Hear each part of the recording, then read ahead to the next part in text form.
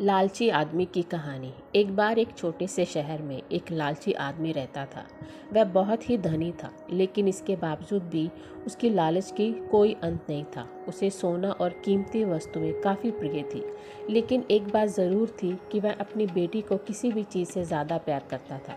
एक दिन उसे एक परी दिखाई दी। जब वो उसके पास आया तो उसने देखा कि पेड़ की कुछ शाखाओं में परी के बाल फंस गए थे।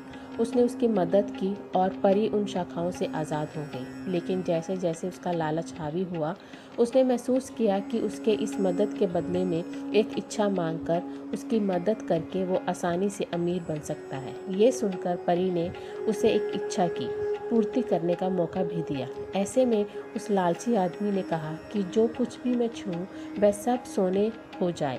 बदले में ये इच्छा को उस परी ने पूरी कर दी थी।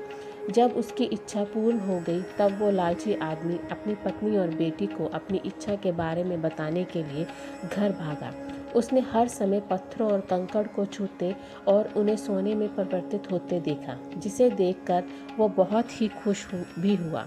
घर पहुंचते ही उसकी बेटी उसका अभिवादन करने के लिए दौड़ी। जैसे ही वह उसे अपनी बाहों में लेने के लिए नीचे झुका, वह एक सोने की मूर्ति में बदल गई।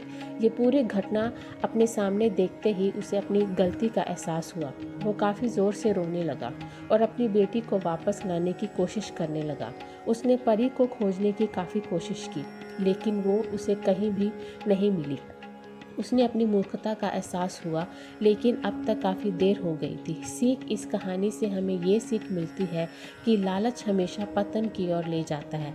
ज़रूरत से ज़्यादा लालच करना हमें बेहद दुख प्रदान करता है।